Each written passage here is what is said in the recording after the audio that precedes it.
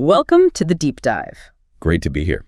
Today, we're plunging headfirst into, well, a cultural phenomenon that really grabbed the world's attention. Not just for the thrills and, the high-stakes games, but for the deeper, sometimes pretty uncomfortable questions it makes us ask about our own lives. We're talking about Squid Game, of course. Exactly, Squid Game. And for this deep dive, we're looking at a really insightful YouTube video from the Dastanica channel. It's called What If Real Life Was Like Squid Game? Right. And it puts forward this powerful idea. The show is way more than just entertainment. It's presented as a kind of dissection of modern life itself. Yeah, absolutely. I mean, you look beneath those bright, almost childlike colors, the huge blood-soaked playgrounds, those really creepy, smiling doll machines. Oh, yeah. And Squid Game isn't just trying to entertain us. It's indicting something. It holds up a mirror, a really harsh mirror to the invisible systems that kind of rule our lives, subtly or sometimes not so subtly. Forcing us to see things we might normally ignore. Exactly. Brutal truths often hidden right there in plain sight. And that's what we want to unpack for you today. We'll get into how debt in the show isn't just a plot point, it's almost a philosophy, A defining principle. Yeah, and the chilling way childhood innocence gets twisted, the unsettling feeling that maybe the choices we think we have aren't as real as they seem. That illusion of choice. Plus, those big questions the show throws up about trust, about human nature when things get extreme, and of course, its really biting critique of capitalism. It's all interconnected. Right. So our goal here is to pull out those key insights, those nuggets of knowledge, to help you see the deeper layers and what this series might be reflecting about our own world. And as we go through this, I think it's really worth paying attention, like you said, to the visuals. How Squid Game uses its look. It's fascinating. Those stark contrast, vibrant colors against just dark realities. It's like candy-colored horror. Precisely. And the deliberate use of geometric shapes, the circles, triangles, squares, symbolizing hierarchy, order, maybe even control. These aren't just random design choices. No. They're like a visual code, inviting us to look beyond the surface story and decode the social commentary. Okay, so let's dive into that core argument from the Dastanica video. It really zeroes in on our main character, Gajon. Right.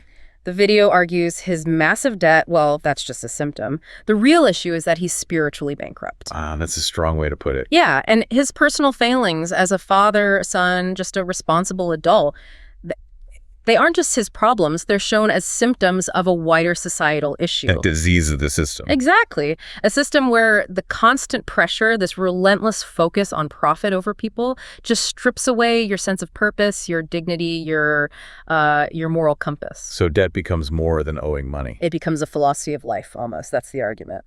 And that's a really crucial distinction the series makes, I think.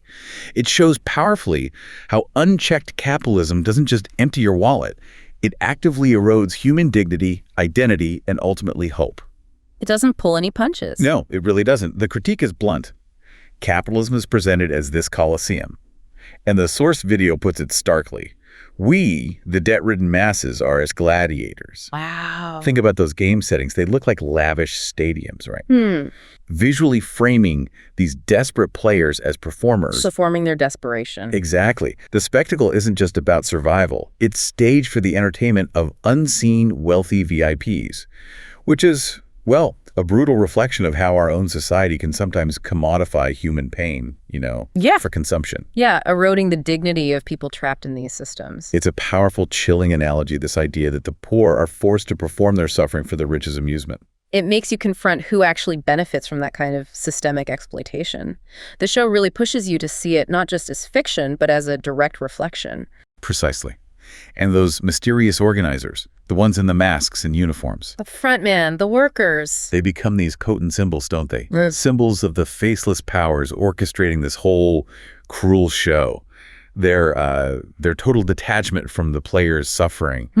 It mirrors the dehumanization you see in many exploitative systems. Economic, social. Right. The anonymity of the front man, the VIPs laughing behind their animal masks. It highlights the invisibility of those who profit from systemic violence in our world. The ones pulling strings from behind a curtain. And what's also really chilling is how the show tackles the idea of childhood innocence, or rather the perversion of it. Oh, absolutely. The genius is taking simple, nostalgic games, red light, green light, tug of war, marbles. Things we all remember. Exactly. And turning them into these arenas of brutal death. That contrast, the source points out, It shocks us not just because of the violence itself, but because it sort of unmasks the lie that childhood is ever truly innocent when faced with these kinds of societal pressures. And what's fascinating there is how those simple kids' games become these stark metaphors for adult life. How so? Well, they represent rules you never agreed to, right? Consequences that seem impossibly high, inescapable sometimes, and systems that, frankly, often feel rigged against you. Like they're designed for you to fail. Exactly. Think about the marble game. Alliance is built on, friendship, maybe even love, strategically ripped apart by the rules. It's heartbreaking. And the games are explicitly not fair. Just like the societal systems they mirror are often far from equitable. But it's not just the games themselves that show this perversion, is it? It extends to those masked workers, too. The ones with the shapes on their faces. Yeah, the circles, triangles, squares, they enforce the rules, they do the grim work. They represent this hierarchy where individual identity is just gone. Following orders, even horrific ones. Shooting former friends, cleaning up the aftermath. Their shapes, showing this rigid structure.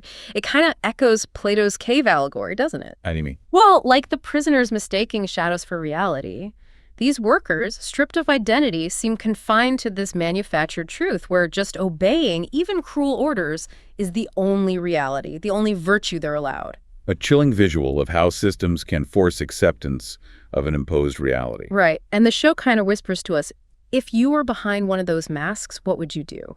Would you be any different? And that hits on a critical question, doesn't it? About personal agency within such a rigid, overwhelming structure. Yeah. The show masterfully explores that paradox of human nature under extreme stress, that tension between, say, compassion and just raw self-preservation that plays out again and again. Challenging us, the viewers, to question what it even means to be human in those circumstances. Are acts of kindness real?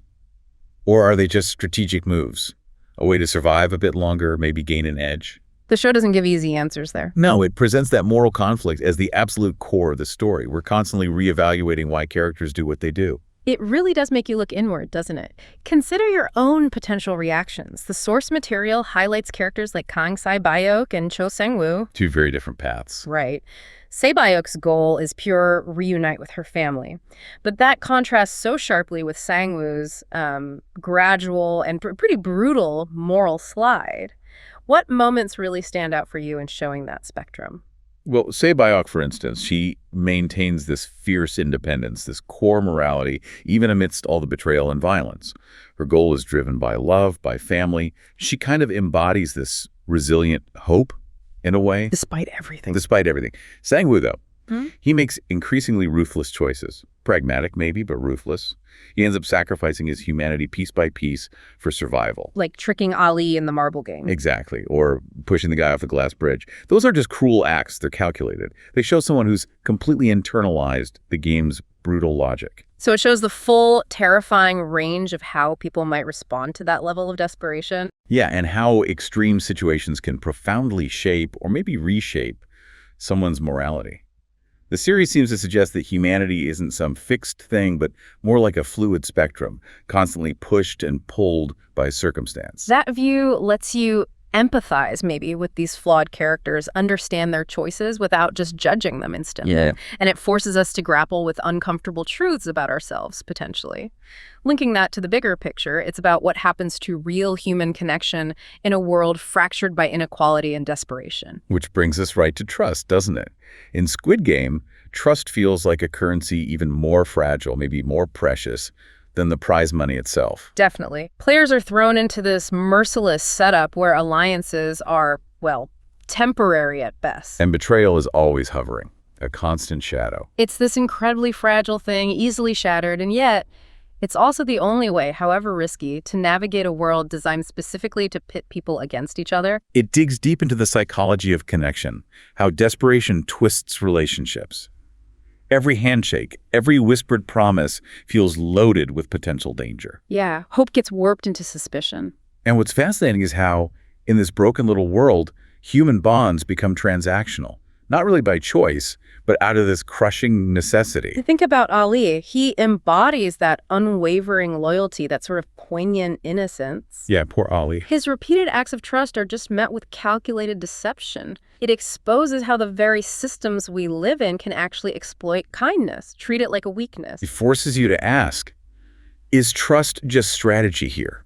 Or is it something deeper, a human need that even the most brutal systems can't completely stamp out? And then you look at Gihon's alliances, constantly shifting. Reflecting that survival instinct. Yeah, sometimes demanding ruthless pragmatism, pushing him right up against his own moral limits, his bond with Ali, his really complex relationship with Sang-woo. His journey is like a masterclass in how external pressure reshapes internal values. That tension, trust versus betrayal, it's not just for drama, is it? It's a philosophical question about human relationships under life or death pressure. Squid Game really makes you think about our capacity for trust when survival is genuinely on the line. Yeah. And another core theme, just as unsettling, is this illusion of choice. Ah, yes. The premise seems simple: play the game, survive, win money.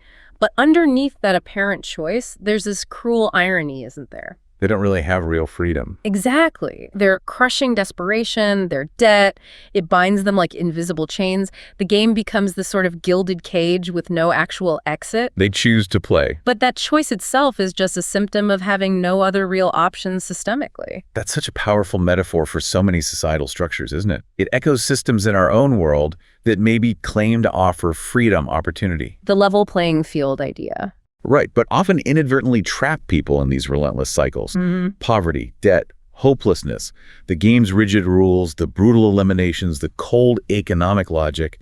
It mirrors a system that seems to value profit and efficiency over actual human lives. It's a biting critique, suggesting a world where real choices are reduced to just survival strategies. And moral compromises become, well, not a luxury, but a grim necessity. It really poses that fundamental question to all of us. Are we truly free, or are we all just players in a game with rules written by forces we can't even see? And the show uses that rich visual language we talked about earlier to hammer this home constantly, those bright, almost fake-looking colors of the arenas. Contrasting with the darkness of the player's despair and the violence.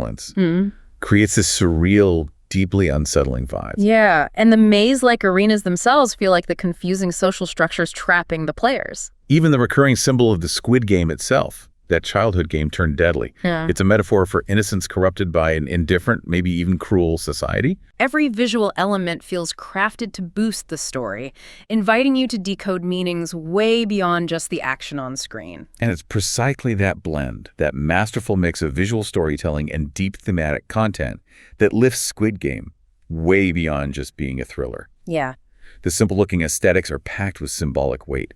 It lets the show deliver its scathing social commentary, not just through words and plot, but through literally every frame. So this deep dive into Squid Game, it really drives home the point that the show isn't just asking us to watch a story unfold. No. It's inviting us, maybe even challenging us, to question the very fabric of the world we live in. It absolutely does. We've sort of unpacked how the show offers this profound critique of capitalism. Right? Exposing how economic systems can end up commodifying human lives, stripping dignity, fracturing communities. Yeah. And it also gets into that deep philosophical territory, the nature of relationships, of trust, when survival is everything. It forces us to rethink our assumptions about human goodness. And that challenging paradox of human nature under extreme stress. Where compassion and self-preservation are just in this constant, brutal clash, often with really tragic outcomes. The series truly stands as this powerful reflection, doesn't it, of societal structures, those relentless cycles of poverty and debt trapping so many people, and that pervasive, almost cruel illusion of freedom. It forces us to ask, are we really free?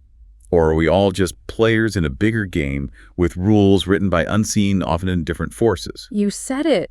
And those anonymous organizers, the VIPs in the show, they're not just villains, are they? They're incredibly potent symbols. Symbols of what, do you think? Of the faceless powers, maybe? The invisibility of those who really benefit from systemic violence, even in our own world. Right. Squid Game demands we think critically about how societies value human life. Or perhaps more accurately, how spectacularly they can fail to value it when economic desperation gets twisted into some kind of grotesque entertainment. Yeah. So as you, our listener, go about your day, maybe mull over this final provocative thought, which comes straight from the Dastanica video we've been discussing. Something to reflect on. What's that? If you were a player in the game, what choices would you make and what price would you be willing to pay for survival? Tough question. Definitely something to think about. Until next time, keep diving deep.